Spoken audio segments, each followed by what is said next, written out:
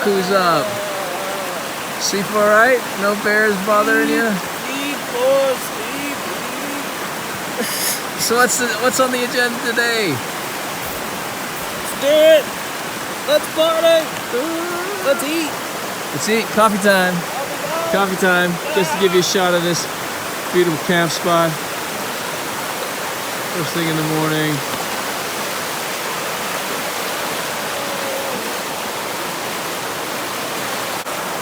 Come on, man. Or just dripping? It was rain and all that. Bears came. Bears. Chipmunks were all climbing all over your gear. Chipmunks. Those are the worst. Possum was eating your food. It's morning of day 3? 2? 3. 3. We're gonna make some coffee and get going. It's pretty good last night. I slept like a rock. How about you? You slept like a bear, man. I heard you snoring. I mean, I was out. I slept so good. Next to the creek. Your little hammock set up, nice little. A little bit chilly, but otherwise good. So last night it was a little bit chilly, and I forgot to put on my fresh, dry socks, and I couldn't figure out where they were. And this morning I found them laying in the creek. So thinking ahead and bringing some fresh socks, because I thought it would be nice to have some freshies. It's not so good.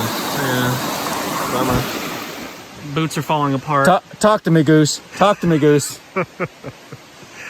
So we got some Gorilla Tape here.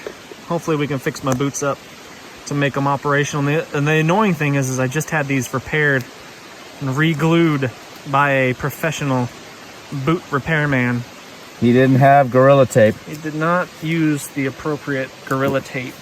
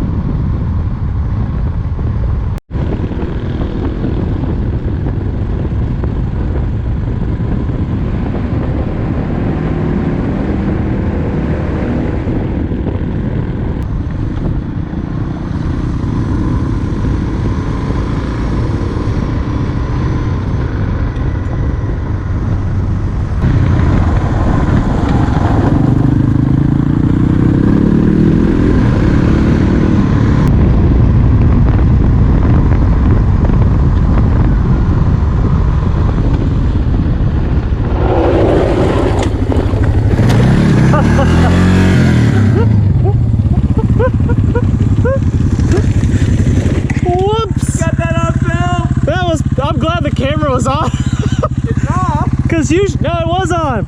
Usually when you crash, it's off, right? See if I can get my leg back on. Do over. Mulligan.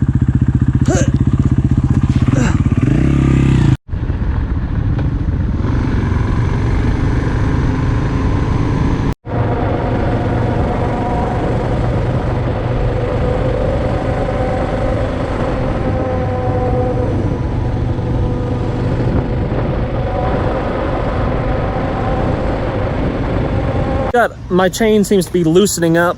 It's got a little bit too much slap going on. Let's see if I can see that. Too much slap on when I'm riding. I can hear it flopping around. So I think we're gonna snug it up a bit just to avoid any issues. And when we're talking about preparedness, being prepared on an adventure like this, we need to make sure that we're ready for the most likely scenario, and that's gonna be a mechanical breakdown. And in order to potentially fix any of the mechanical issues that we might have, we've got a pretty comprehensive kit, and it's not everything that you'd want to bring, but when you're riding a motorcycle, you've got to really be conscious of weight and bulk, because strapping a bunch of gear on a motorcycle like that, on a lightweight motorcycle, really affects how it handles and how it rides, and you don't want stuff piled on there too heavy. So Greg, you want to tell us a little bit about what we brought? What we've done is we've obviously got a Japanese bike and a European bike, so we had a little bit of a double up of some things, but we got stupid KTMs. Basically a series of wrenches. We've got some of these lightweight titanium wrenches. We've got a wheel wrench in the back, an adjustable wrench or a crescent wrench. We've got a pair of pliers, and then this is fixing flat, so these are a couple of tire spoons there. Tire irons. Yeah. Got some electrical stuff in here, and then this is all the, trying to make kind of the MacGyver repair. So we've got high temp gasket seals. We've got JB Weld, which is, you just do about anything with that. Loctite, keep things sorted out. And then over here, we've got torque wrench, because all these lightweight bikes have, you know, we got some spare inline fuel filters, plug wrenches, socket set, and then over here we've got zip ties and mechanical connections. Cool.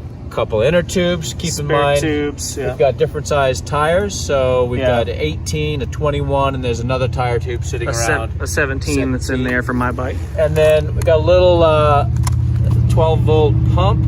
Yeah, how's that hook up? So that basically is just a standard little outlet like that. We've got it wired into the battery.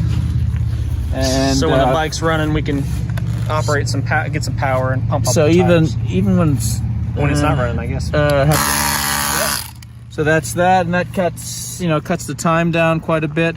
And then in here we've got a spare battery charger for a lot of the stuff in the little saddlebag electronics and stuff. Yeah, we'll talk about the navigation stuff later and electronic stuff.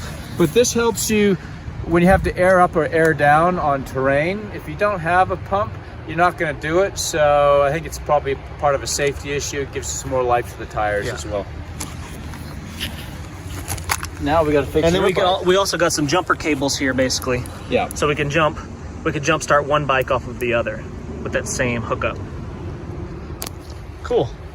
Is that pretty much it? I think that's it. All right. So now we gotta tighten up my chain. Should be pretty simple. Back to work. Yeah. Get it? It's like kickstarting the bike. That's right. That's better. Just enough. Just right. Okay. Don't want it too tight, otherwise it wears the chain. I got it. So graceful. just go. Now I gotta step in the... I just turned on the camera too. So it's freaking hot, and every time we get a chance to take a dip and cool off, that's what we do. But we've got two different hydration strategies. I drink a whole bunch in the morning and have to pee a lot, which is not so convenient. Yeah, Gregory doesn't drink anything at all, but he's got a Camelback kind of water bladder on a backpack system, so that works pretty good. But I mean, I'm not dehydrated or anything. I feel pretty good just doing it this way. I drink at least one of these bottles, 24 ounces of water in the morning. And then somewhere around midday, do the same thing. And then in the evening, I'll get a little bit more. Just not too much, so I don't have to get out of my hammock in the middle of the night and pee. But yeah, it's time to take a dip. What's the problem, Jason? So we've got engine issues. Engine stalled as if it was running out of gas, which it definitely was not. We just filled up. Switched it over to reserve. Thought maybe that might have fixed the problem. Maybe it was a petcock problem or something. But now I'm thinking it's junk in the carburetor. We drained the whole tank, thinking maybe we had bad gas. That didn't fix it. But I think I've got some junk in maybe one of the jets, and it's causing it to die on me when I'm getting on it. So we're gonna take the carburetor off and clean it. And hopefully that fixes it and we're back in action. So we took the carburetor apart and gave it some squirts with this stuff here. And that seemed to be the ticket. I took it up the road And pegged it out full throttle, got it up to like 80 miles an hour, and it wasn't missing. It's doing good, running good. So got ourselves a cold drink, and we're drive safe and responsible. That's right.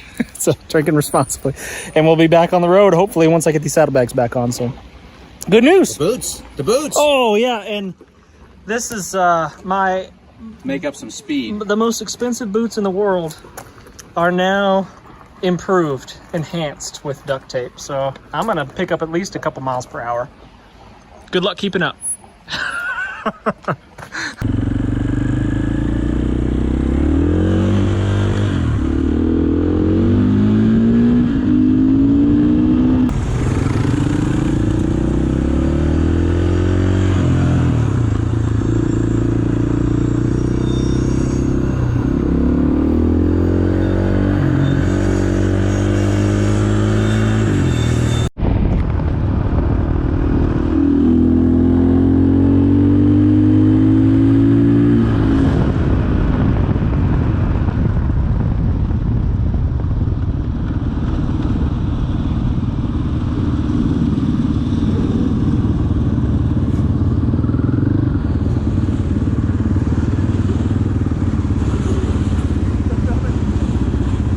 So we're at 5.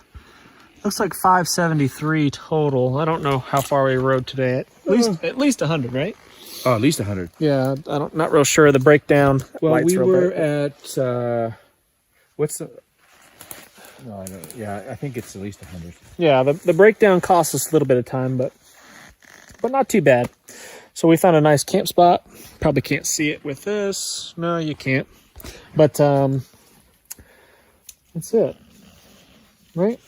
That's it.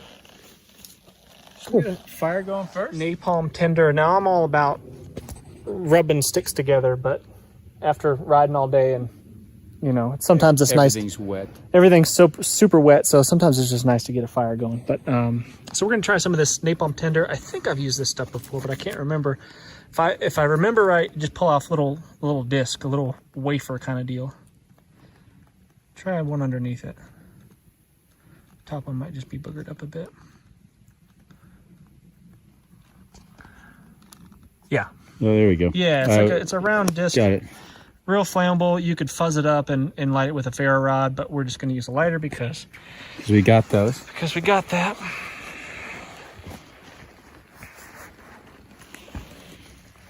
Got a little birchy bark. Some trash left here from the last camper. And a very pink lighter. Ooh, that's my favorite beautiful color of lighter. Real men use pink lighters. And it's as easy as that. The birch probably could have got the fire going with the birch birch bark. would have just done it. Yeah. But it was pretty wet. Even had wet moss on it. Guess there's enough fuel in there that it just keeps it ignited, huh? Yeah. That seemed to work pretty good. And it looks like it's going to burn for a long time, so it'll dry out all this wet, soggy stuff.